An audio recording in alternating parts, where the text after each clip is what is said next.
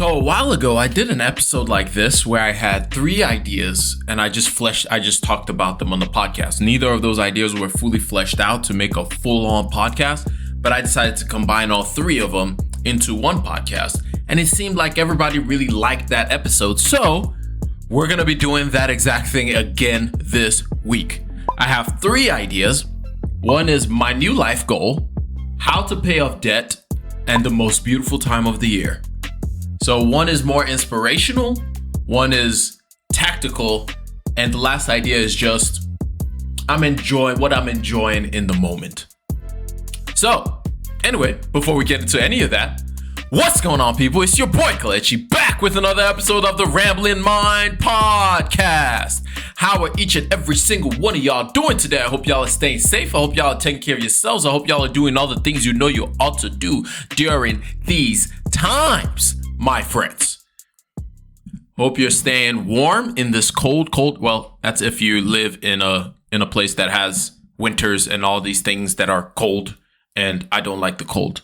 But anyway, let's get right into it. Idea number 1, my life goal.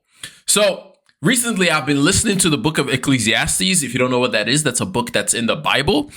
And one of the chapters just jumped out of the page, or actually one of the chapters and verses really just stood out to me as I was listening to it. I listened to it a few times just because it was so pertinent. And it just was like, wow, this is a beautiful concept. And like, it basically defined what I believe to be a good life, a life well lived. And it was in Ecclesiastes chapter 5, verse 18 to 20. And it says, "This is what I have observed to be good, that it is appropriate for a person to eat, to drink, and to find satisfaction in their toilsome labor under the sun during the few days of life God has given them, for this is their lot. Moreover, when God gives someone wealth and possessions and the ability to enjoy them, to accept their lot and be happy in their toil, this is a gift of God. They seldom reflect on the days of their life because God keeps them occupied with gladness of heart." And I love that last part. God keeps them occupied with gladness of heart. And to me, the definition of a good life based off of this verse can be broken into 3 things. Find pleasure in the work that I do and work hard at that thing. Enjoy the fruits of my labor from that work, and spend as much time as possible eating, drinking, celebrating with those that I love. And the last part of it that was so good is that last sentence. The last sentence was, "They seldom reflect on the days of their life because God keeps them occupied with gladness of heart." And that last time is spending no time worrying about what happened yesterday or worrying about what tomorrow might bring. You're just enjoying the fullness of today. You're enjoying the fullness of today, the moment, the times that we have right now. And reading this and listening to it, I was just like, this is literally the ultimate goal of life. This is literally the best thing. The happiest people on the face of the earth are not those who are the richest, because we can look at Elon Musk and he does not look like somebody who is happy. He does not look like somebody who is satisfied in all that he has done. He does not look like somebody that I want to emulate even a little bit. But then you can look at other people who have a little bit, who have enough to be satisfied and be happy and to enjoy. And so they don't worry about yesterday, they don't worry about tomorrow. And this is the ultimate goal for me. For some people, and we need people like Elon Musk. We need those who want to push the boundaries and keep going, who are never satisfied. Congratulations to those people. I do not want to be one of them people. We need those people because their inventions make my life better. Like Elon Musk with Tesla, with SpaceX, with all of these things. Or we think of Thomas Edison with the light bulb and all the other things that he invented. Or all of these people that push the boundaries. All these people who are not comfortable with just doing well enough. All these people are very important and they play a significant role to pushing history forward. And I am so grateful for them and everything that they put towards the human civilization for us to be able to go forward. But I don't want to be them. I want to be like the person in this thing that God keeps occupied with gladness of heart. That's where I want to be. That's the place I want to be. That's the seat that I want to be. And notice that gladness of heart also comes with me enjoying what I do, enjoying the labor that I do every single day. So I love that verse. If you just go pick up a Bible, or just download the Bible app, open up Ecclesiastes and just listen to it. Now, it's very depressing. I'm not like, if you read Ecclesiastes, it's very depressing because a lot of it is he's just saying like life is meaningless. But yet there are these things that just make life so beautiful, so bountiful, so enjoyable. And I love it so much. All right. Idea number 2. How to get out of credit card debt. So in a recent newsletter, if you don't know, I write a newsletter called Market Updates. Every Monday, I release a newsletter just updating about the market news. And then on Wednesdays, this actual podcast is also a written format that I release every Wednesday. So in the newsletter 1 week, I think 2 or 3 weeks ago, I highlighted the fact that the U.S. has crossed over $1 trillion in credit card debt.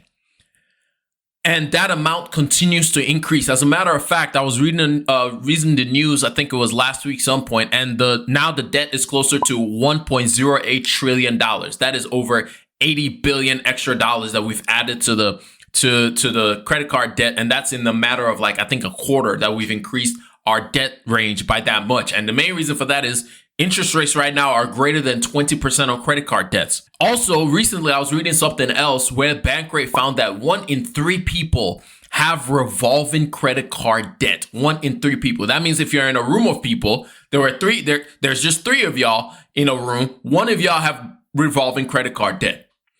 That's 33% of the United States people have revolving credit card debt. All of this is horrible, super bad news for individuals' personal finances. So rather than me just complaining about it and lamenting of like, oh my God, how dare people spend all this money? No. I put together a quick 5-step process of how I was able to go about paying off my debt. And I paid off about $10,000 in a matter of 6 months because I was very focused on it. Now, your mileage may vary, and that doesn't matter too much. The things that make your mileage vary is 2 things. 1, your income.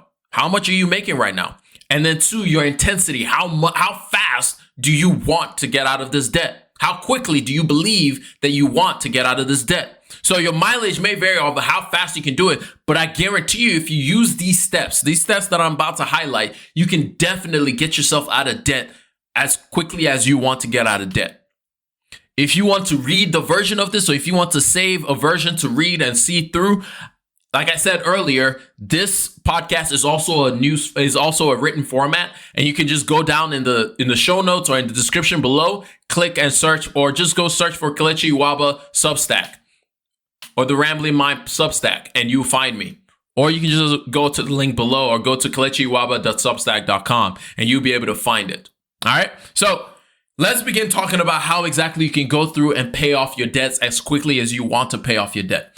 But before you even think about trying to pay off your debt, I talk about this a lot because it's important for you to know where you currently are and for you to protect yourself from other downsides. What do I mean by that? I mean, do you have a budget and are you currently tracking your expenses? It's extremely important for you to know how much am I making, how much am I spending? Once you have an understanding of these 2 things, then we can start formulating a plan for your money. Then we can start putting in place everything else that we're going to talk about when it comes to your credit card. So make sure that you take some time to track your expenses and make some kind of budget. Which, by the way, Intuit, I really hate y'all right now because you're doing away with Mint, and I need Mint because that's my favorite budgeting app. And now I'm having to scramble to find another one that I can use.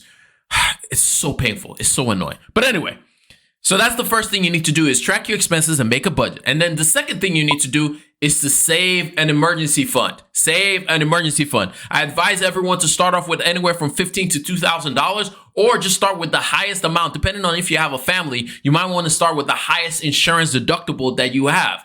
But at the end of the day, it's down to your risk level. Whichever one you think will be faster or whichever one you think will be safer. So I always went with the faster option, which was I'm just going to have $1,000 in my savings account so I can pay off my debt. That's what I did.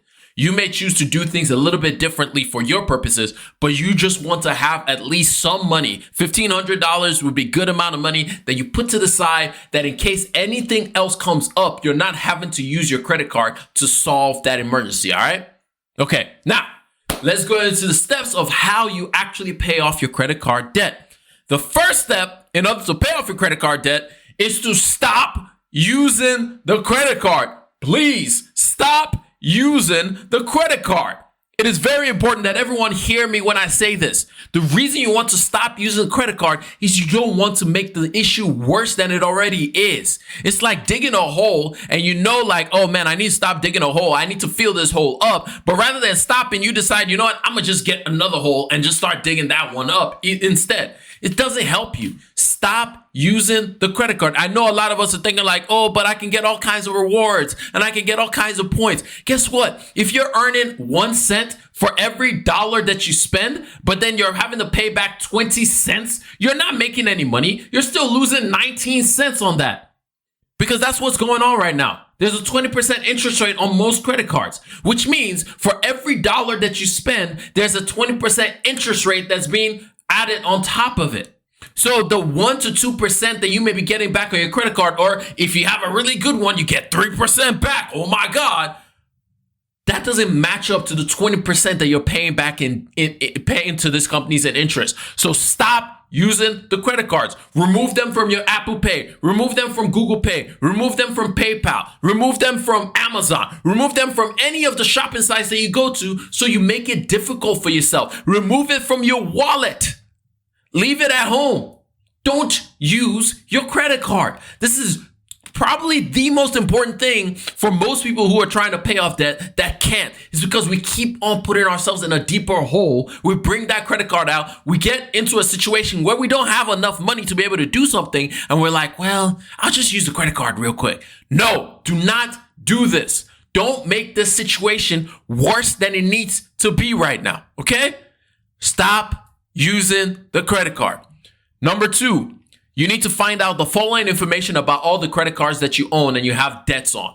1, the balance on the credit card. 2, the interest rates on those cards. And 3, the minimum balance monthly payment, or the minimum monthly payment that you need to make on each card. I need you to get all this information, write it down somewhere. Maybe you go on Excel and you put all this stuff out. You write it down. You say, my Discover card has a balance of $500. The minimum payment is $20 or $25, and the interest rate is 30%. You say, my American Express card has a balance of $1,500. The minimum payment is $60, and the interest on that one is 25%. Write it all down. Write all this information down. It's very important that we get to know exactly what it is that we're about to come up against. It's like Sun Tzu says, he who knows his enemy will defeat him at all times. Okay? And then step number 3 is decide the style of payoff that you want to do. And there are 2 main styles of debt payoff that you can do. You have the snowball method and you have the avalanche method.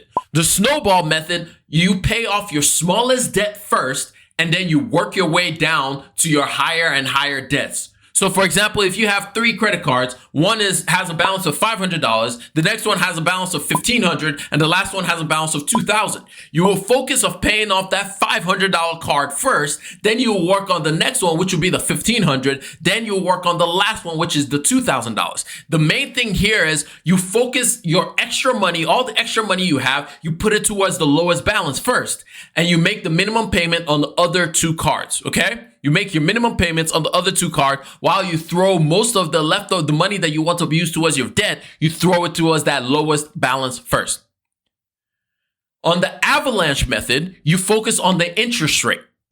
So you focus on the highest interest rate card first. So for example, if you have a Discover card that has a balance of $500, but it has an interest rate of like 15%, but then you have an American Express card that has a balance of $2,000 and has an interest of 25%. You will pay off the American Express card first. You will focus on every extra dollar you have, throwing it at the American Express card, and then you make the minimum payment on that Discover card.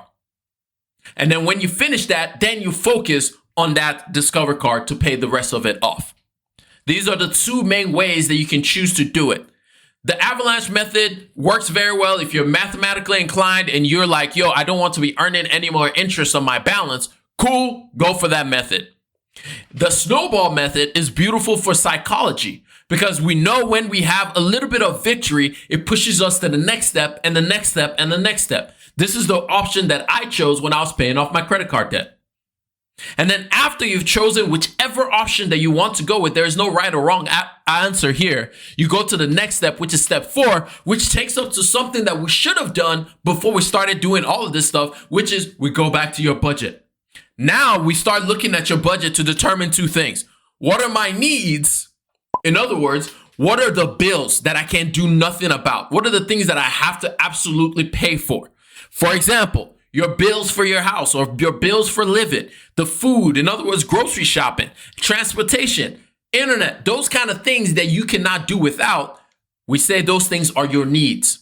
And we separate that from all your wants. So that's things like, I want to travel. I want to go shopping. I want to go eating out. I want to go to fill in the blank party or whatever.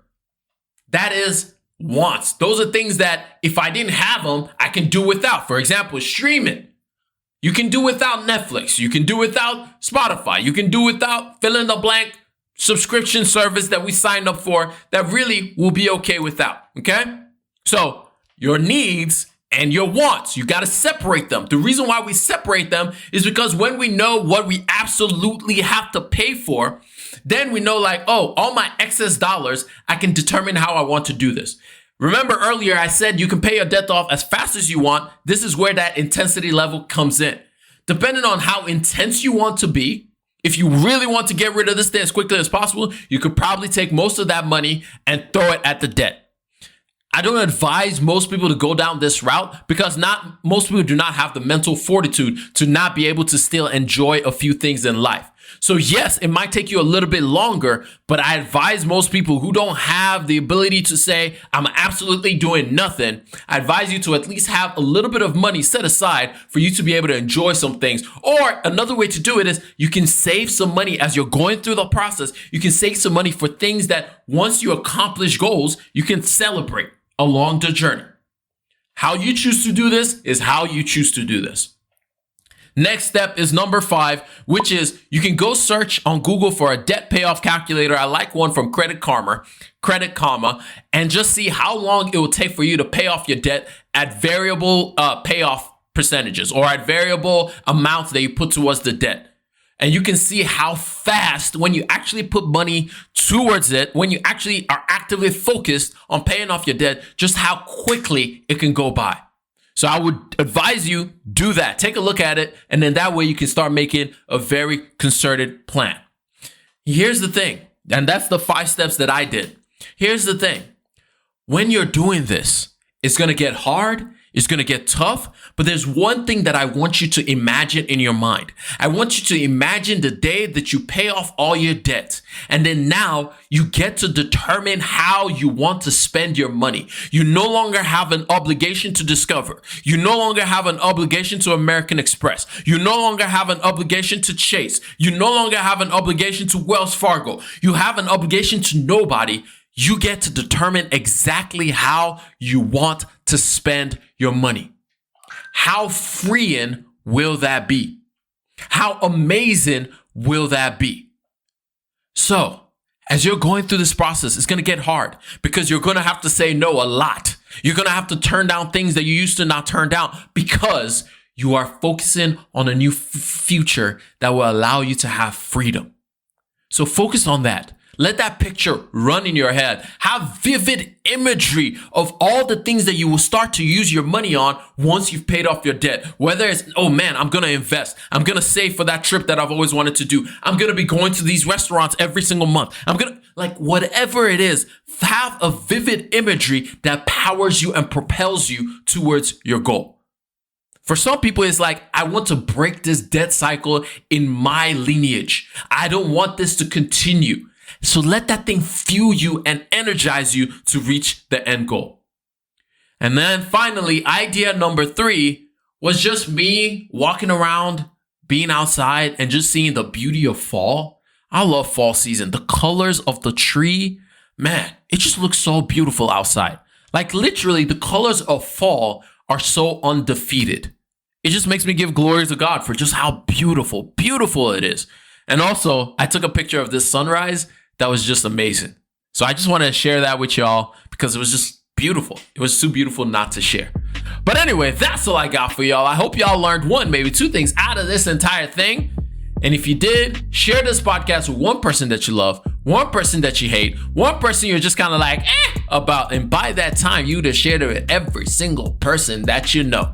But it's been your boy Kelechi. I'm going to catch y'all up on the next one. Remember, generosity is always greater than greed. And if you don't mind, please leave a review on the podcast. It will really make my day. And when I see those reviews, I will share it on the podcast. But I'm going to catch y'all up on the next one. Remember, generosity is always greater than greed.